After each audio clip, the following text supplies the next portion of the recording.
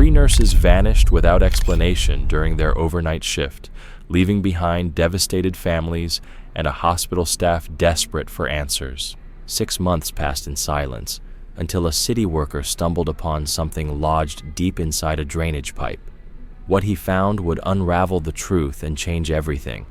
Morning sunlight spilled through the kitchen curtains as Marcia Langston paced restlessly, her phone pressed tightly to her ear. Her untouched coffee sent soft spirals of steam into the quiet air of her Millhaven home. It had been exactly half a year since her daughter, Freya, disappeared, along with her closest friends, Kiara Mendez and Callie Huang. And now a plumbing issue on top of everything else, Marcia sighed into the phone. My shower was just brown sludge this morning. Same here, replied Isabel Mendez, her voice heavy from months of stress. It's all over the neighborhood. Liha had to cancel patients at the clinic. They can't sanitize any equipment properly. Doctor, Liwa Heng, the third voice on the call, chimed in. I got a call from the hospital director at 4 a.m. Apparently, there's a serious blockage in the city's system. Public Works has been working on it all night. These 3 women, once connected only by their daughter's friendship, had grown inseparable. Their daughters had started at Meadow Ridge General together, Freya in dermatology, Kiara in pediatrics, and Callie in the ER. They worked in different units, but they always found time for each other. Now, their mothers clung to each other in the wake of that void. Detective Rohr said he'd call if anything came up, Liwa reminded them. As if on cue, Marcia's phone buzzed. She looked at the screen. Detective Vincent Rohr. Her heartbeat quickened. It's him. Hold on. She switched lines, her fingers shaking. Detective, is there news? Mrs. Langston? His voice was low and tense. There's been a development, and it might be linked to the water issue in your neighborhood. Marcia gripped the edge of her counter. What kind of development? Have you found something? I can't say over the phone, the detective replied, but I need you to come to the site and bring Mrs. Mendez and Dr. Hang. It could involve all 3 of your daughters. I've got them on the line right now, Marcia said, her voice rising. We'll come right away. Where are you? We're at the sewer maintenance site, Chandler Creek District. I'll send you the location. As soon as the call ended, she switched back. That was Detective Rohr, she said, barely able to catch her breath. There's an update, and it's tied to the water issue. He needs us to meet him at a sewer site. The sewer? Isabel echoed, clearly thrown. What could that have to do with the girls? I don't know, Marcia replied, already grabbing her keys. But he sounded serious. I just got the address. I'm heading there now. Same here, Leah said quickly. See you both there. Marcia rushed to her car, her mind spinning with questions she couldn't answer. The morning air felt sharp against her skin as she climbed into the driver's seat. A message from the detective appeared. She forwarded it to the others and entered the coordinates into her GPS. The drive felt endless. Traffic crept. Her hands clutched the wheel tightly the entire way.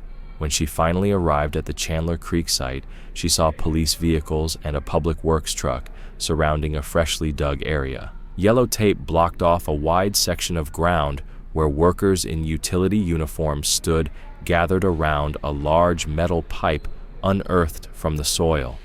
As Marcia parked, Isabel pulled in beside her. They exchanged a tense look and walked forward together. Seconds later, Leah joined them at the tape. Detective Vincent Rohr, tall and slightly hunched, with salt and pepper hair and permanently tired eyes, spotted the trio and raised the tape for them to enter. Duck under here, Detective Rohr said, lifting the tape. Thank you for coming so quickly. There's something you need to see. He guided the 3 women toward a muddy section of ground where officers were clustered, taking photos. As they drew closer, Marcia's breath caught. Laid out on the earth were 3 sets of hospital scrubs, 1 pink, 1 blue, 1 green, each with matching white nursing shoes. The garments were streaked with mud and stained with what looked like dried rust, or something far worse. Still, they were instantly recognizable. Isabel gasped, her hand flying to her mouth. "Oh my God!" Detective Rohr motioned to a nearby man in overalls. Mr. Jensen here was investigating the cause of the neighborhood water issue. When his team cleared the main junction pipe, they found these. The worker, a man in his 50s with a weary face and mud-spattered gear, nodded. "I've been doing this over 20 years. Never seen anything like it." The uniforms were bound together tight with surgical tape and wire, made into a heavy ball that got stuck right in the main line. That blockage backed up the system all the way to the hospital district. Rohr turned to the women. "We need to know if you recognize anything here. Could these belong to your daughters?" Marcia stepped forward first, her legs unsteady. She knelt beside the pink scrubs, hands trembling. There was a tiny silver pin on the collar, a dermatology symbol. "This is Freya's," she whispered. "She always wore pink. And this pin, it was her favorite." Isabel moved slowly to the blue set. Kiara's were blue. All pediatric nurses wear them at Meadow Ridge. Her eyes filled as she hovered her hand above the fabric. "There's the butterfly patch she sewed on herself. These are hers." Leah approached the green scrubs with clinical focus. "These are ER issued," she said. "Callie's size. And these shoes, she added those special grip soles. The floors in the emergency wing are like ice." Detective Rohr nodded to the forensic team under a nearby canopy. "We'll run a quick preliminary DNA test here on site. If you can wait just a few minutes, we'll confirm." The mothers were led to a police vehicle to sit while the team worked. The silence between them was thick with anxiety. Marcia stared out at the dig site, her mind racing. Finally, after what felt like an eternity, Rohr returned. His expression gave away the result before he even spoke. "The samples match," he said gently. "All three. It's them." "But the condition," he continued. "The fabric isn't as degraded as we'd expect if it had been down there for 6 months. This is recent." "What are you saying?" Leah asked, her voice sharp with medical curiosity. "It means," the detective replied, "someone placed those uniforms there not long ago. And the way they were bound, taped and wired, it wasn't random. Whoever did this meant to keep them submerged. Or hidden. Maybe both." "Are our daughters," Isabel began, but couldn't finish. "We have no evidence of that," Rohr said quickly. "But we finally have a real lead. Someone had these. Someone tried to discard them in a way that was either meant to hide what happened or send a message. Either way, someone out there knows more." Marcia looked at the pink scrubs again as they were sealed in an evidence bag. "So what now?"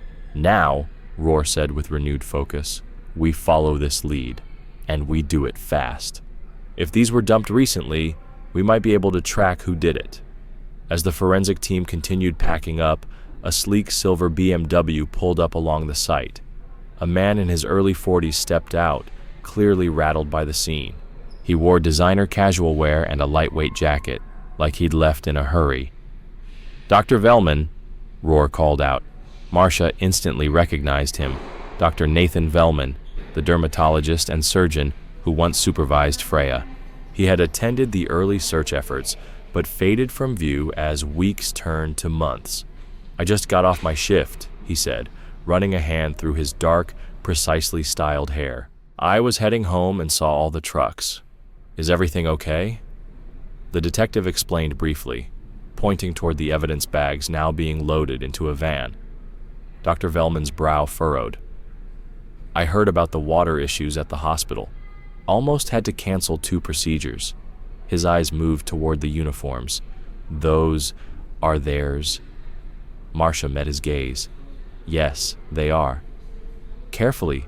Freya's were pink from your department," Marcia said, her voice unsteady. Something shifted subtly in Dr. Velman's expression. Concern, maybe, or something harder to name. "She was one of the best I've worked with," he said softly. Freya's precision, especially in post-op care, was remarkable. An outstanding nurse. He turned toward Detective Rohr. So, what happens next? Does this change how the case is being handled? With this new evidence, the detective explained, we're moving from a standard missing persons inquiry into a full criminal investigation. We'll be reviewing security footage from nearby businesses and re-interviewing staff at the hospital. Dr. Velman nodded thoughtfully. That makes sense. Although I only work the overnight shifts now. During the day, I manage my own clinic. You've started a private practice? Rohr asked, pulling out his notebook. We'd like to schedule a follow-up. Would it be easier to reach you at the hospital or at your clinic? The doctor handed over a card.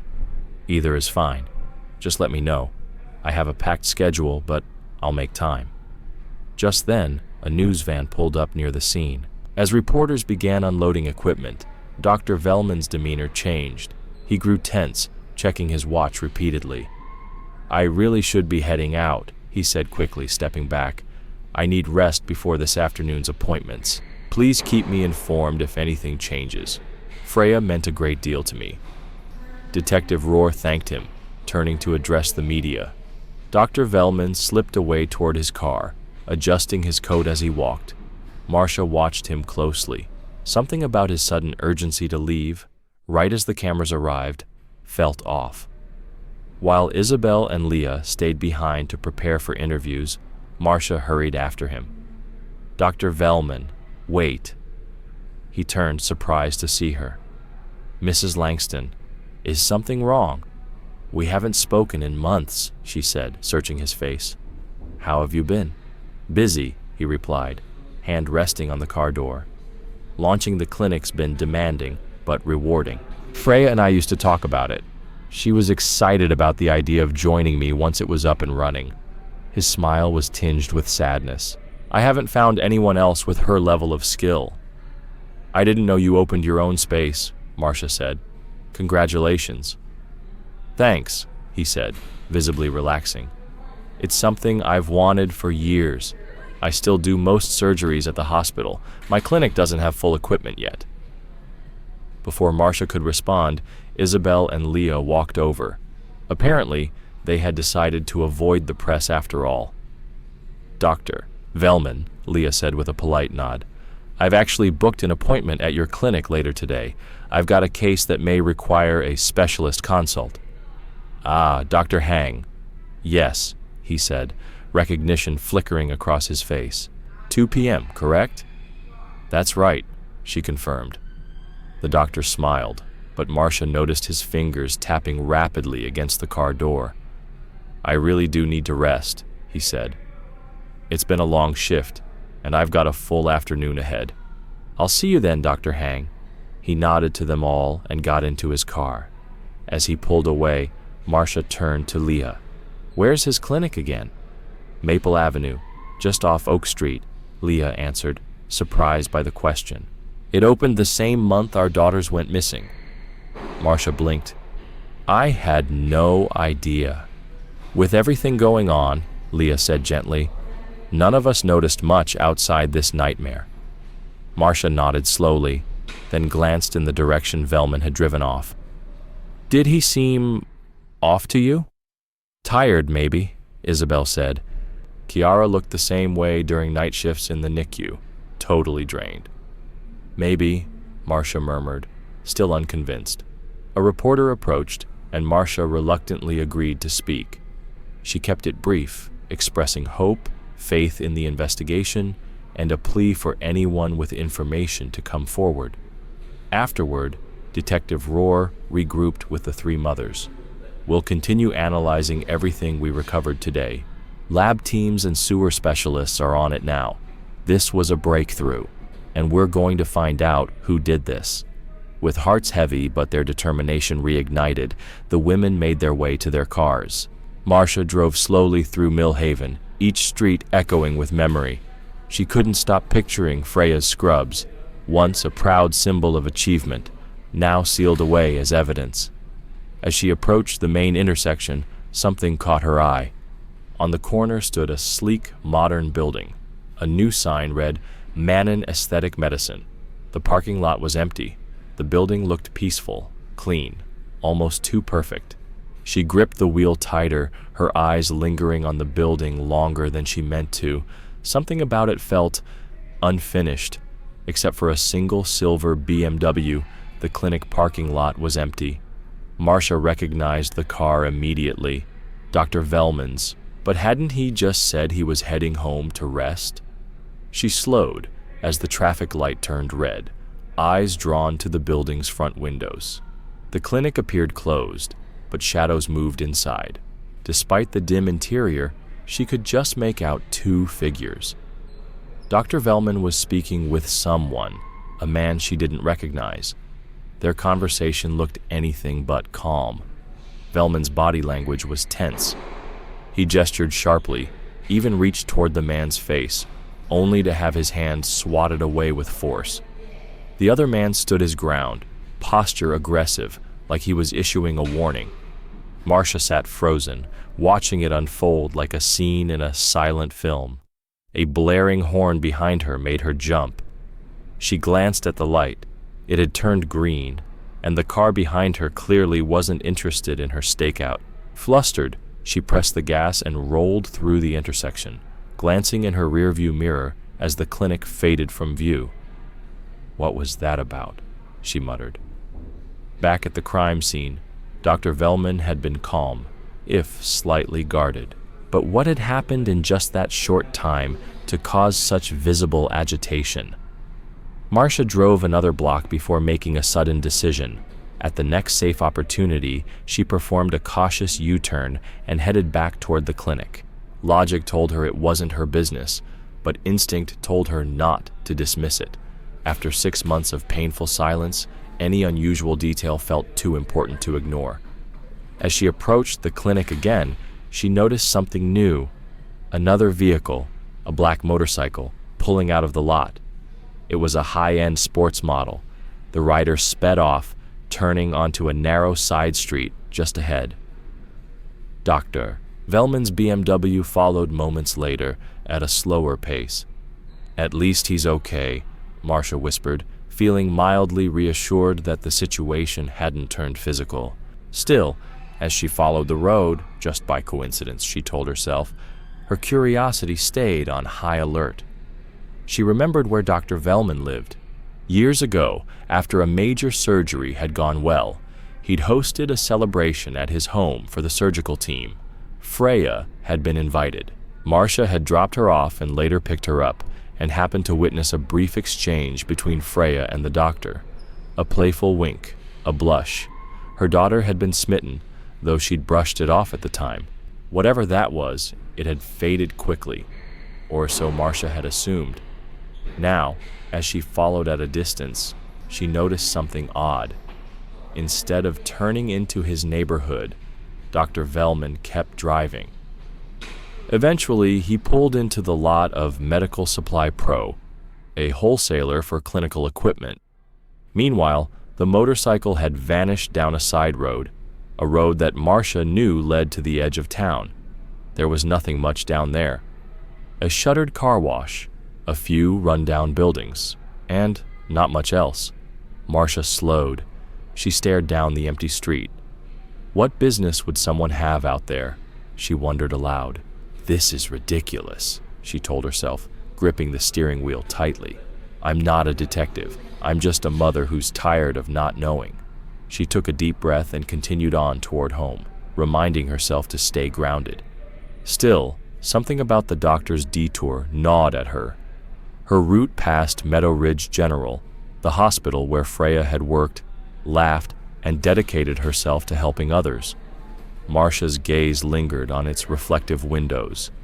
That building had been like a second home to her daughter, and maybe the place where something went terribly wrong. She'd asked herself the same question again and again over the past 6 months.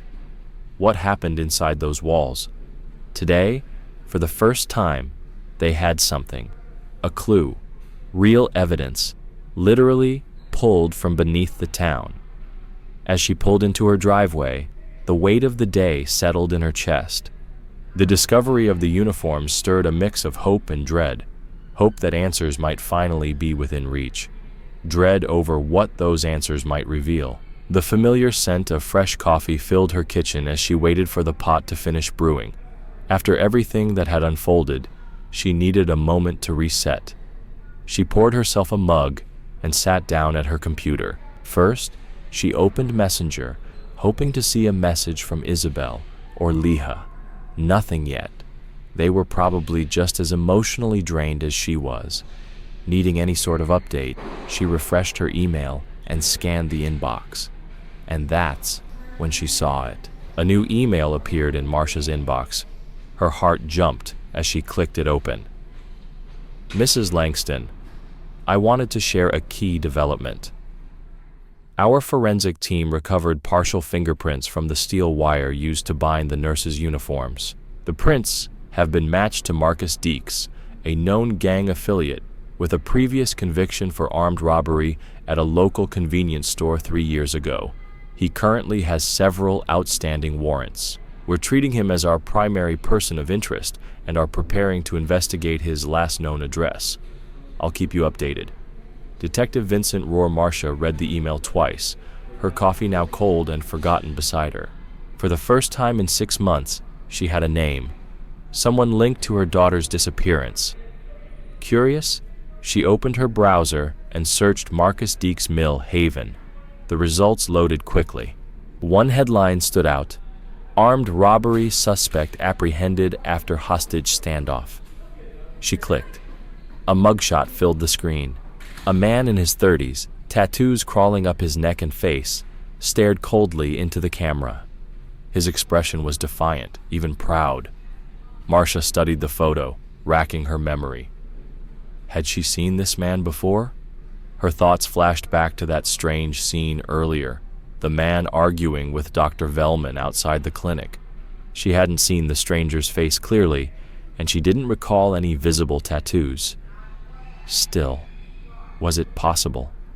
No way, she whispered. That can't be the same person. She picked up her phone and quickly called Isabel. After a few rings, her friend answered. Did you see the message from Detective Rohr?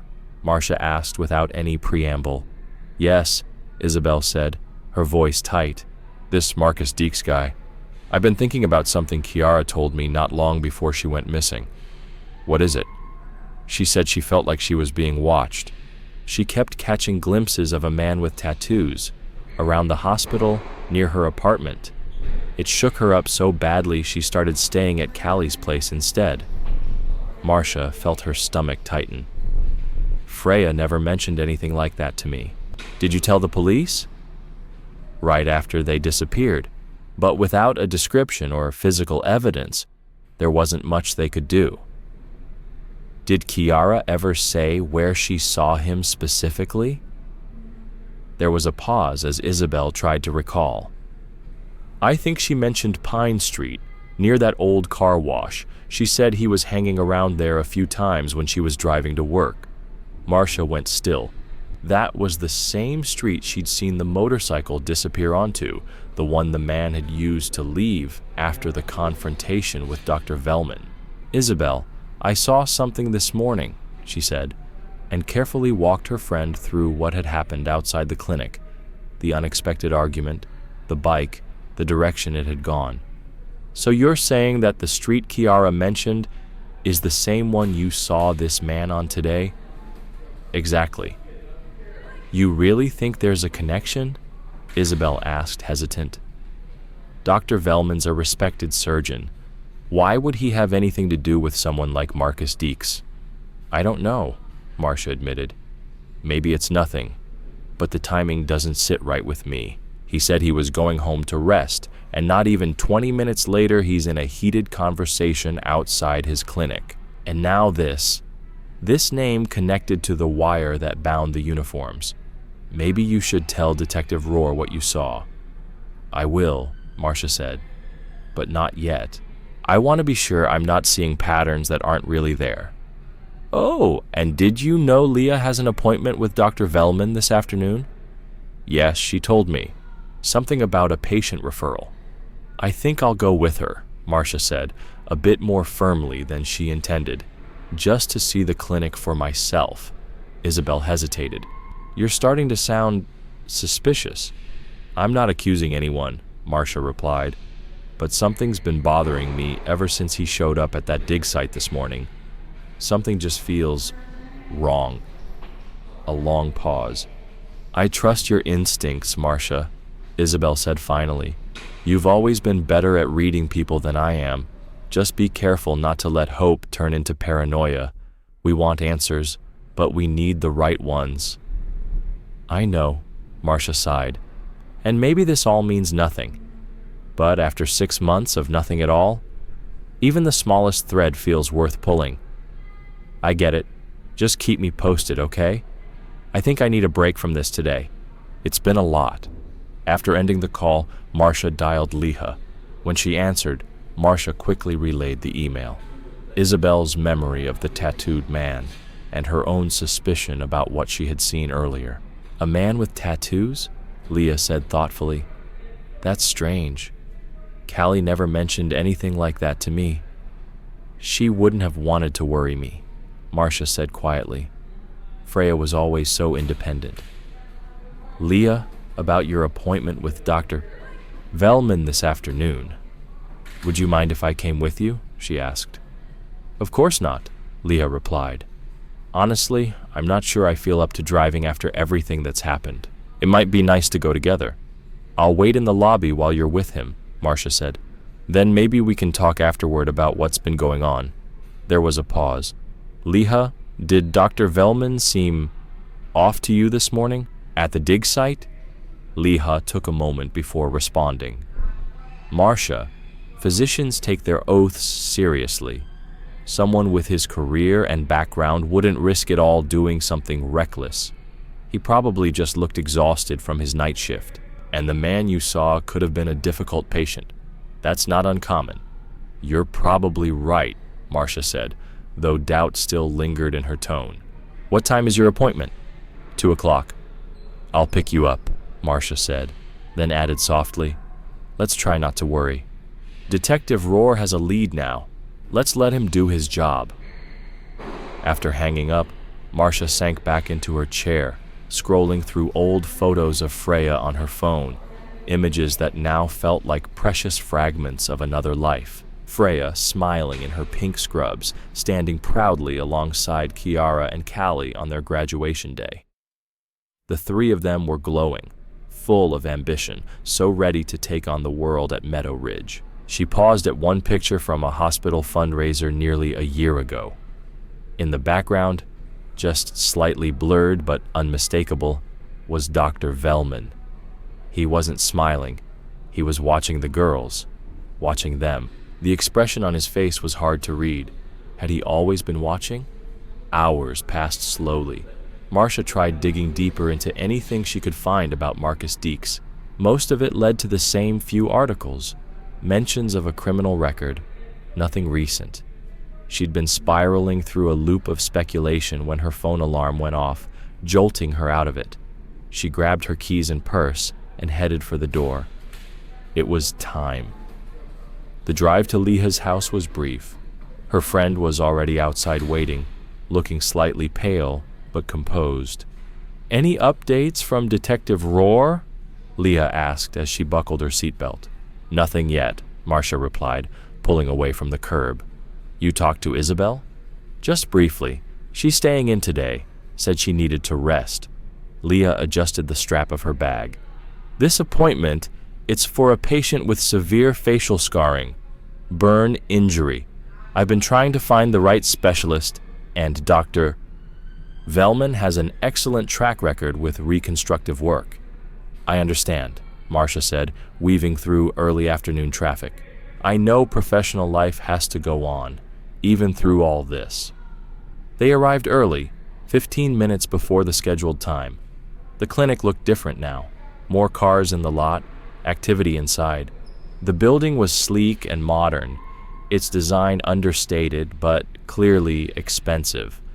Floor-to-ceiling windows framed in matte gray stone reflected the sun. It looked more like a boutique than a medical facility. Inside, they were greeted by a receptionist dressed in stylish navy scrubs, sitting behind a polished, curved desk. "Good afternoon," she said with a friendly but rehearsed smile. "Do you have an appointment?" "Yes, Dr. Liha Hang at 2 p.m., Liha replied, showing her ID. The receptionist tapped the keyboard, then paused, frowning slightly. "I'm so sorry, Dr. Hang, but Dr. Velman had to cancel his afternoon schedule due to an emergency. We tried calling all patients, but a few calls went to voicemail." "An emergency?" Leah asked, glancing at Marcia. "Do you know if he went to Meadow Ridge?" "I wasn't given any details," the receptionist said. "He just asked that we reschedule everyone. I can book you in tomorrow or early next week." Marcia had already wandered toward the windows, her eyes scanning the parking lot. "His car's still here," she said, pointing to the silver BMW in its reserved space. "He hasn't left?" The receptionist hesitated again. "He's still in his office, but he asked not to be disturbed. He mentioned he'd be leaving soon." Marcia and Leah exchanged a quick glance, then thanked the receptionist and stepped back outside.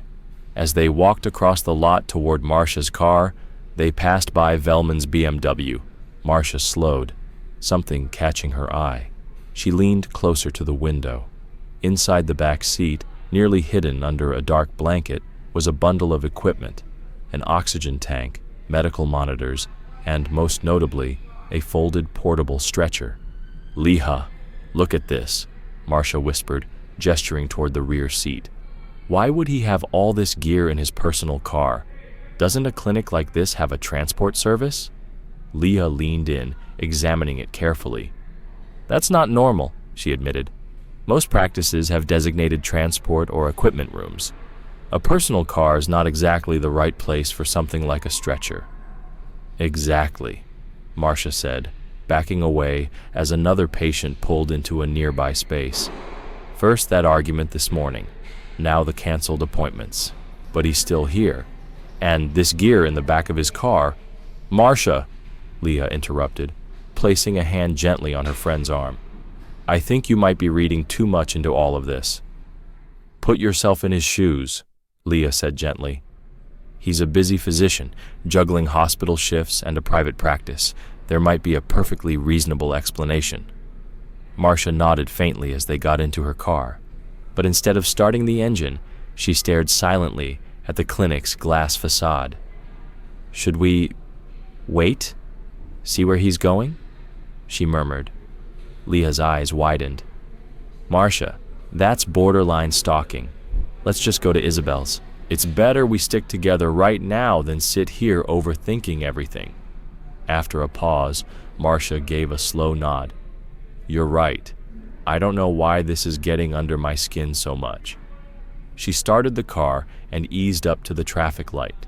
As they waited for it to turn green, Marcia glanced into her rearview mirror and froze. "There," she said quietly. Dr. Velman had just exited the clinic, moving briskly toward his car, a small case clutched in one hand. He slid into the driver's seat of his BMW and backed out, pulling up beside their car in the next lane. From their vantage point, they could clearly see him through the window. He was on the phone, completely unaware of their presence. His face was tense, almost distressed, and his free hand waved in frustration. At one point, he slammed it against the steering wheel. "Please," he exclaimed, the word loud enough to carry through his half-open window. The next word was softer, but unmistakable. "Dangerous!" His expression shifted again, now pleading, as though begging whoever was on the line to understand. But still, his eyes remained fixed ahead, never once noticing Marcia and Leah sitting beside him. The light turned green. His BMW surged forward, disappearing into traffic. Behind them, a horn blared impatiently, snapping Marcia out of her daze. She accelerated almost automatically, keeping a safe distance behind the silver car. "Marcia, what are you doing?" Leah asked cautiously. "That didn't seem normal to you?" Marcia replied, her eyes locked on the vehicle ahead. "That wasn't just a work call. Did it feel normal to you?" "We're not in a detective story," Leah said, trying to reason with her. "The clinic said there was an emergency, He's probably just under pressure. Let's go to Isabel's. This is starting to get irrational. Marcia was about to agree when she saw it. Dr. Velman's car suddenly turned sharply onto a side street. "Wait, that's Pine Street," Marcia said, slowing down. "Isn't that the same street Kiara mentioned? The one with the old car wash?" Leah opened her phone's map. "There's no hospital in that direction," she said, her voice uneasy now. "No medical centers, no residential addresses either." That was all the confirmation Marcia needed. She turned the car onto Pine Street, following the BMW at a cautious distance. Neither woman spoke. The further they drove, the more unfamiliar the surroundings became. The city gave way to overgrown lots, faded buildings, and cracked roads that hadn't seen maintenance in years. Eventually, Dr. Velman's car pulled into the lot of a building that looked long forgotten by time. A rusted sign hung askew behind overgrown branches. Meadow View Clinic. Marcia pulled into a nearby gas station across the street and cut the engine. From this hidden angle, they could see the whole front of the building. And parked near the entrance was the same black motorcycle from earlier. "That's the one," Marcia whispered. "The same bike." They watched in silence as Dr.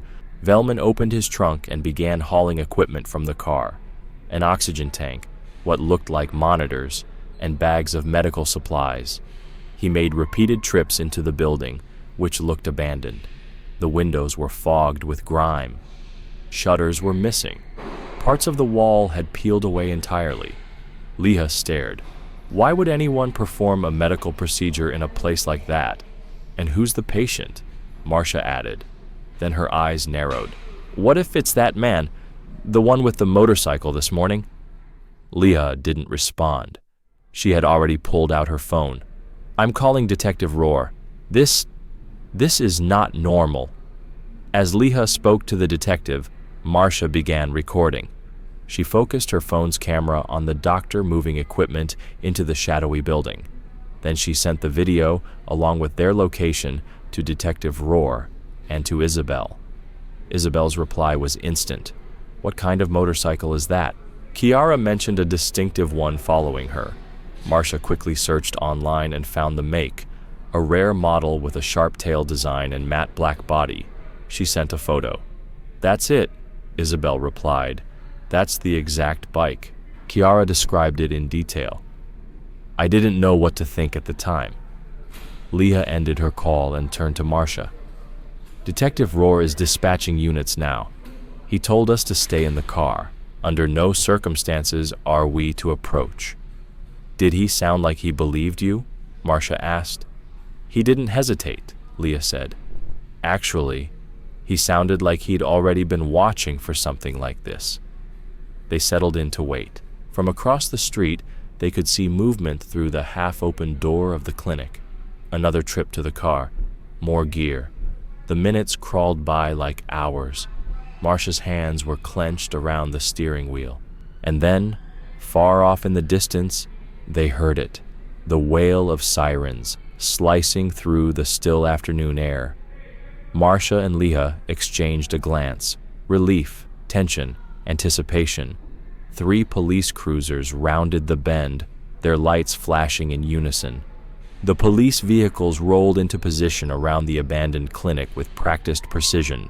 Officers took formation immediately, moving into tactical positions and surrounding the structure. From the lead car, Detective Rohr stepped out, scanning the area until he spotted Marcia's vehicle parked across the street. He jogged over, his expression grave. "Are you both okay?" he asked as Marcia and Leah stepped out of the car.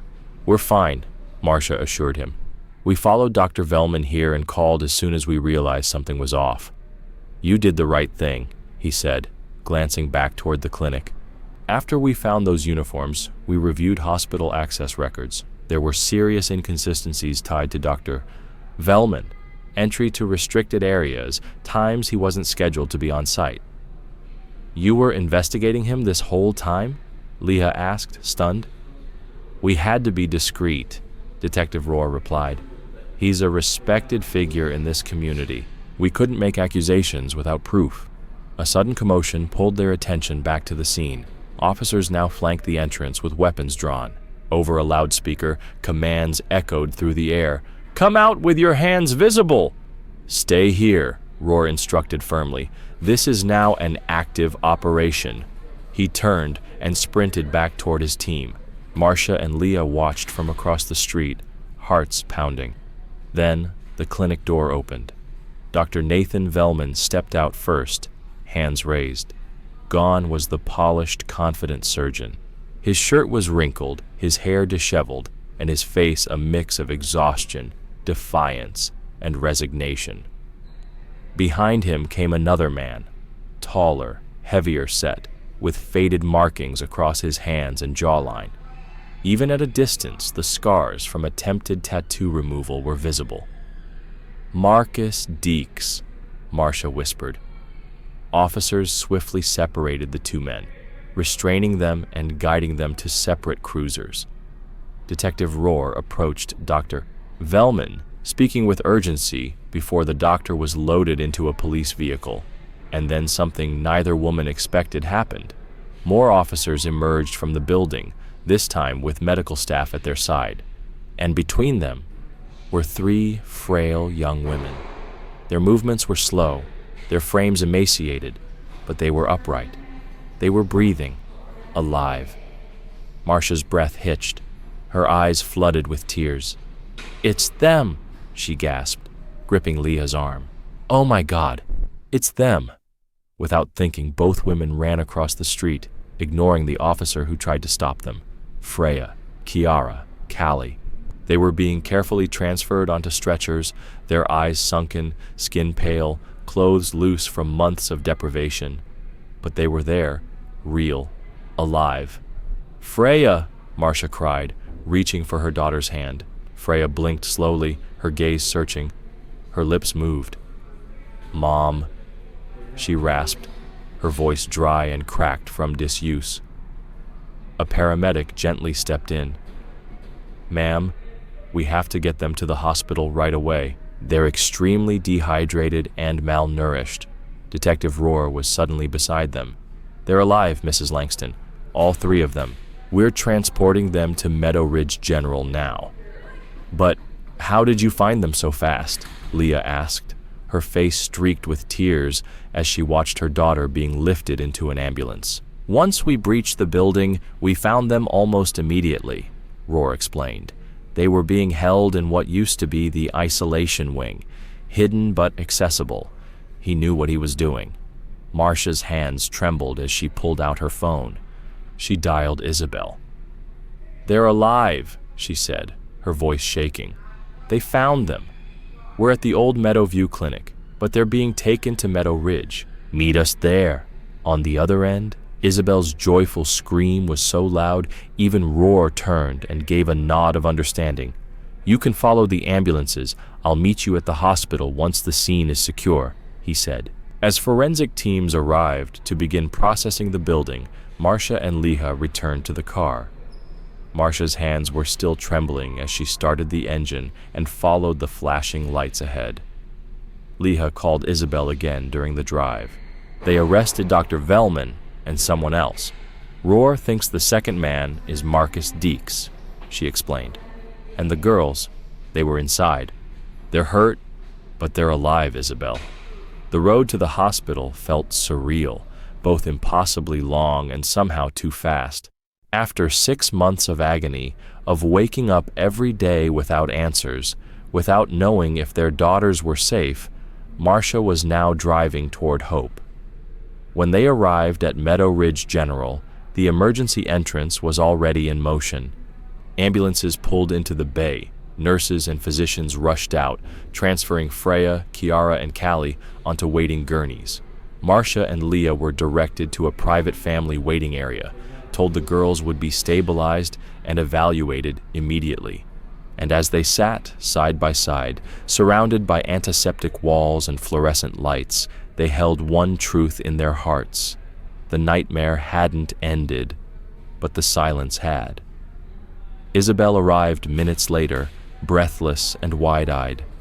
The three mothers embraced tightly, relief flooding their hearts, tempered by deep concern for their daughter's fragile condition. "The doctors said they'll update us as soon as they finish their assessments," Marcia explained, wiping tears from her cheeks. "They're in bad shape, but they're alive." "What happened?" Isabel asked, her voice trembling as she clutched Marcia's hand. "Why would Dr. Velman do something like this?" "I don't know yet," Marcia replied. Detective Rohr said he'd explain everything once he got here. As they waited, hospital staff periodically checked in, offering water, comfort, and reassurance. Word had already spread throughout Meadow Ridge General. The missing nurses had been found. In the corridor outside, colleagues began to gather, staff who had worked alongside the girls, all desperate for updates. A few hours passed before Detective Rohr arrived, flanked by 2 officers. He looked exhausted, but there was a quiet resolve in his eyes. "They're stable," he said as he approached. "The doctors say they'll recover physically, with time, nutrition, and care." "Can we see them?" Isabel asked quickly. "Soon," he promised. "They're still being monitored, but you'll be allowed in shortly." "Detective," Marcia said softly. "Why? Why would Dr. Velman do this?" Rohr gestured to the nearby chairs. "You might want to sit down. It's a complicated situation, and we're still piecing parts of it together." Once seated, the detective began. "From what we've learned so far, through initial interviews, Dr. Velman hired Marcus Deeks through a third-party contact. The intent was to quietly make the nurses disappear." "Disappear?" Leah echoed, horrified. "Deeks was supposed to end their lives," Rohr said, his tone grim. "But instead, he held them captive. He didn't follow through." "Why?" Marcia asked, struggling to process the revelation. "Why keep them alive?" "For leverage," Rohr explained. "Deeks has multiple outstanding warrants, including a violent robbery charge. He demanded Dr. Velman perform unauthorized facial reconstruction on him, believing that a new identity would help him vanish." "And Velman refused?" Leah asked, her clinical instincts kicking in. "He stalled," Rohr replied. "He kept claiming the clinic lacked sterile equipment, that doing the surgery at the hospital would expose them both. At one point, according to Deeks, Velman told him, 'I'm not risking my license for someone like you.'" Marcia leaned forward. "So, the uniforms in the sewer, that was Deeks," Rohr confirmed. "He was losing patience. He took the scrubs, bundled them with tape and wire, and flushed them into a commercial toilet inside the old clinic. The same sewer line that feeds into the main system. He was sending a message, trying to scare Velman into cooperating. And that caused the blockage," Isabel realized, "which led the city crew to find them." "Exactly," Rohr said with a nod. "That discovery triggered our fingerprint match with Deeks. When we checked his last known location, he was gone, because he never left. He was staying at the abandoned Meadowview Clinic the entire time." "Did he confess?" Leah asked. "Freely," Rohr replied, almost like he was relieved. His words were, "Doc's the one who planned it. I just carried it out." Their conversation was interrupted by a nurse at the doorway. "Excuse me," she said gently. "One of the patients is asking for you, Detective. She says it's urgent." Marcia stood instantly. "Which one?" "Freya Langston," the nurse replied. "She's a little more stable than the others and insisted on speaking with you." "I want to go with you," Marcia said, her voice shaking. Rohr hesitated, then nodded. "All right, but she's very weak. Let her speak in her own time." They followed the nurse through the quiet halls to a private room. Inside, Freya lay in a hospital bed, IV lines in both arms, vitals being monitored quietly by machines. Though physically drained, her eyes were focused, alert. "Mom," she whispered as Marcia rushed to her side, gently holding her hand. "I never stopped believing," Marcia whispered, tears spilling down her face. "Not for 1 second." After a long moment, Freya shifted her gaze to Detective Rohr. Her voice was hoarse but steady. "You need to know why he did this," she said. "It's not just what it looks like." "Take your time," Roar said, pulling a chair closer. Freya took a breath, her body trembling slightly. "Dr. Velman, he was falsifying patient records." Freya looked away, her face tense. "He was falsifying records. Insurance claims, too. And—" she hesitated, swallowing hard. "He was inappropriate with sedated patients during procedures." Marcia's heart sank. Even speaking the words made her daughter visibly uncomfortable. "I started noticing inconsistencies about 7 months ago," Freya continued. "Patient files didn't add up, charges for services that never happened. I didn't confront him directly. I was afraid of losing my job. So I talked to Kiara and Callie first." "You were investigating him," Marcia said gently, squeezing her daughter's hand. Freya nodded slowly. "We tried to be careful. We thought we were, but he must have figured it out. One night, after our shift, we were walking to our cars in the parking garage. A van pulled up. That's the last thing I remember. Someone covering my face." Detective Roar made notes. "That lines up. Dr. Velman knew what was at stake. His reputation, his license, everything. So he tried to erase the threat." "Are Kiara and Callie okay?" Freya asked anxiously. "They're being treated," Marcia assured her. "They're going to recover, just like you." In the hallway, more hospital staff gathered, drawn by the news that the missing nurses had been found. A quiet buzz of hope filled the corridor. Just then, a nurse appeared at the door. "Detective, Dr. Hang's daughter is awake now. She's asking for you." "I'll be right there," Roar said, rising to go. He turned back to Freya. "Thank you. What you've shared will help us build a case." Freya reached out weakly. "One more thing. Marcus, the man who kept us, he wasn't as cruel as he could have been. He brought us food, water. When Callie got sick, he even snuck in medication. I think he was trapped too, in his own way." Roar paused, considering her words. "His cooperation might help him during sentencing, but he's still responsible for a lot. That won't be overlooked." As they stepped into the hallway, they were met by more hospital staff offering support. Outside, a crowd had already begun to form. Well-wishers and reporters, candles flickering in a quiet, growing vigil. "I need to check on the others," Roar said. "And we're searching Dr. Velman's hospital office now, looking for anything else he might have done over the years." Down the corridor, Isabel approached, tears streaking her face. "Kiara's awake," she said breathlessly. "She's asking for me." Marcia embraced her friend. "Go, be with her." A moment later, Leah arrived. Though still composed, her eyes betrayed her emotion. "Callie's doing better," she said. "She'll need physical therapy, but she's going to recover." "They all will," Marcia replied. "They're survivors." As the sun set over Millhaven, the glow from the candles outside the hospital grew brighter. Strangers gathered in silent support of the 3 young women who had endured the unthinkable and made it home. Inside, Marcia returned to Freya's room and took her place at her daughter's side. Freya was already asleep, breathing calmly, her face more peaceful than it had been in months. For the first time in half a year, there was real hope. In the days that followed, the girls were moved to a private, secured wing of the hospital so they could heal together. The road ahead wouldn't be easy. Their bodies were fragile from prolonged deprivation, but it was the emotional recovery that would take the longest. Gentle therapy sessions began, led by trauma specialists. Support teams worked closely with the girls and with each other. It was slow, quiet work, but healing had started.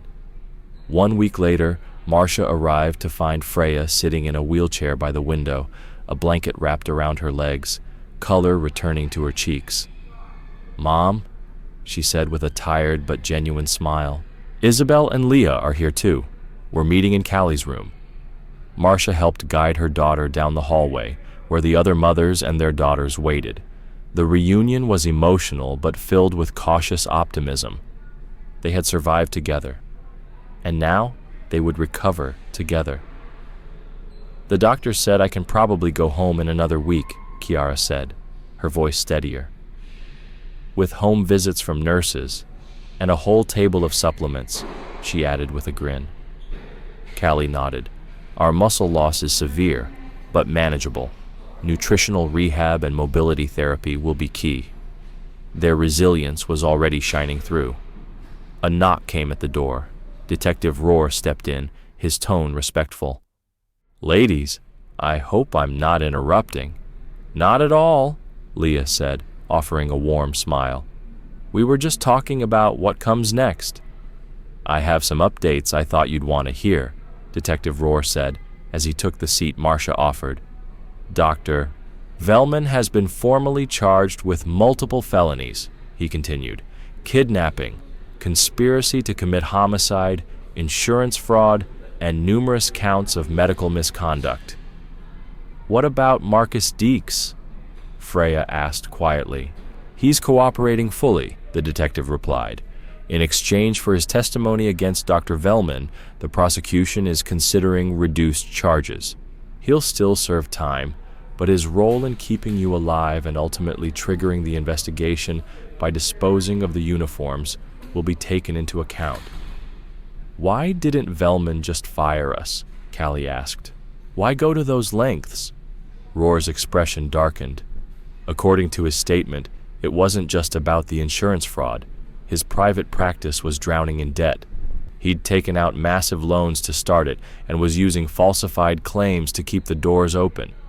If you had reported him, he would have lost everything. "So he decided we were disposable," Kiara said bitterly. "There's more," Rohr continued. "When we searched both his hospital office and private clinic, we uncovered a history of misconduct going back years, altered records, unauthorized prescriptions, and multiple incidents of inappropriate behavior with sedated patients. He built his entire reputation on deception." "And no one noticed?" Isabel asked, disbelief in her voice. "He was meticulous," Rohr said, until Freya started connecting the dots. Freya nodded slightly. "When he realized I was documenting things, and that I'd told Kiara and Callie, we became a threat." "How did he even know someone like Marcus Deeks?" Marcia asked.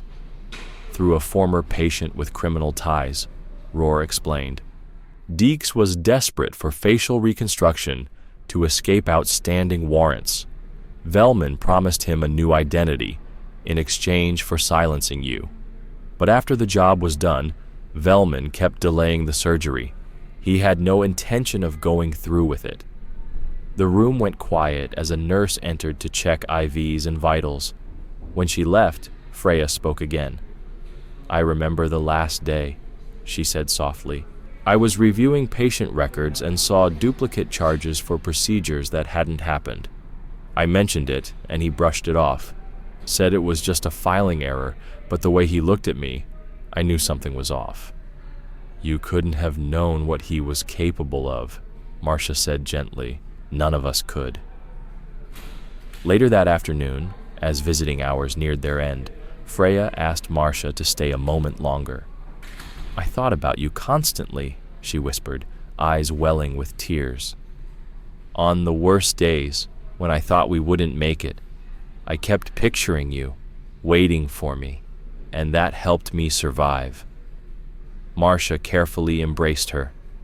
"I never gave up on you, not once, not for a single day."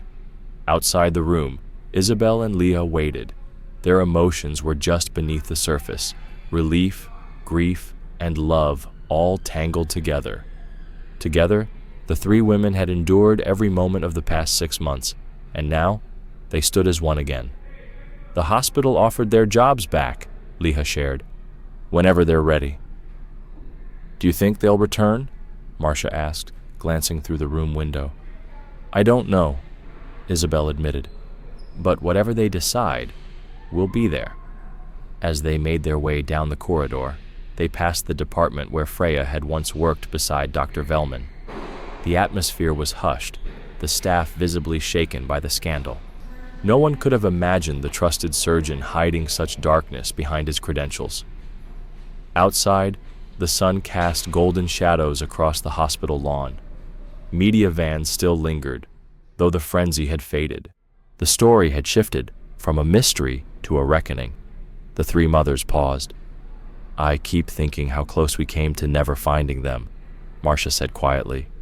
"If the uniforms hadn't clogged that pipe," Isabel added. "If you hadn't noticed his strange behavior," Leah said. "If Detective Rohr hadn't put the pieces together," Marcia finished. They stood silently, each retracing the moments that brought them here, grateful, exhausted, and changed. "Same time tomorrow?" Marcia asked. There was no hesitation. Isabel and Leah nodded together. They parted ways, three women forever bound by the darkest chapter of their lives, now walking the long road to healing with their daughters, side by side.